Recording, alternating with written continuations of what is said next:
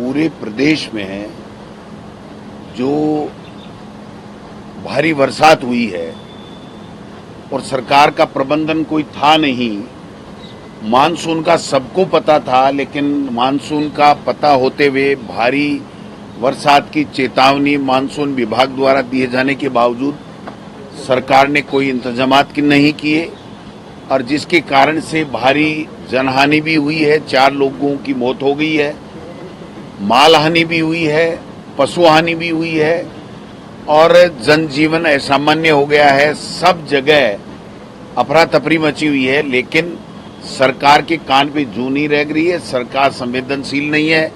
आज जब राजस्थान की विधानसभा में जब कालीचरण जी सराफ जो भारतीय जनता पार्टी के विधायक भी हैं, सीनियर विधायक हैं, उन्होंने कहा 2-3 लोगों की मौत हो गई, तो बड़ा दुर्भाग्य है कि इस प्रदेश के संसदीय कार्य मंत्री जो सरकार को रिप्रेजेंट करते हैं सदन में, वो सरकार की तरफ से कह रहे हैं कि ऐसी कोई जनहानि नहीं हुई है। मैं समझता हूं कि हमने सबने ये कहा कि हमारे सबके पास सूचना है, सरकार जिम्मेदारी लेने से बच रही है। मुख्यमंत्री जी का अता पता नहीं है, वो अपने ड्रेसेज सिलाने में व्यस्त हो रहे हैं क्योंकि उनको विदेश जाना है। हेलीकॉप्टर से नीचे उतर नहीं रहे हैं। रोड पे अति बरसात से भी परेशानी है और पीने के लिए पानी नहीं मिल रहा है। लोगों को 7-7 दिन से पानी आ रहा है। कल माननीय स्पीकर महोदय ने, वासुदेव देवनानी जी ने खुद ने कहा कि हमारे पानी नहीं आ रहा। आज माननीय सदस्य पानी पे चर्चा करके कह रहे हैं कि 10-10 दिन तक पानी नहीं आ रहा है। बिजली की जो व्यवस्था है वो इनसे संभल नहीं रही है। बिजली 2 घंटे से ज्यादा आ नहीं पा रही है। तो न बिजली है, न पानी है, न कानून व्यवस्था है, न सरकार संवेदनशील है। केवल और केवल हेलीकॉप्टरों में मुख्यमंत्री जी घूम रहे हैं। मंत्री हैं, वो कोई जवाब ढंग से दे ही नहीं पा रहे हैं। आज आपने देखा होगा कि स्थगित किया क्वेश्चन, वित्त आयोग आया हुआ है, अच्छी बात है ना, आना चाहिए ना। ये सरकार का मैनेजमेंट होना चाहिए कि पहले प्रश्नकाल और उसके बाद में वो चीजें होनी चाहिए। आज वित्त आयोग आकर के अगर कर रहा है तो जवाब तो कल ही आ जाना चाहिए था ना। आज जवाब आने की आवश्यकता ही नहीं थी। और उस वित्त विभाग के आड़ में मेरा चिकित्सा एवं स्वास्थ्य विभाग का था, चिकित्सा एवं स्वास्थ्य मंत्री वहां मौजूद थे, फिर भी न तो सवाल का जवाब न सवाल लिस्टेड होने के बाद में हम पूछ सकते।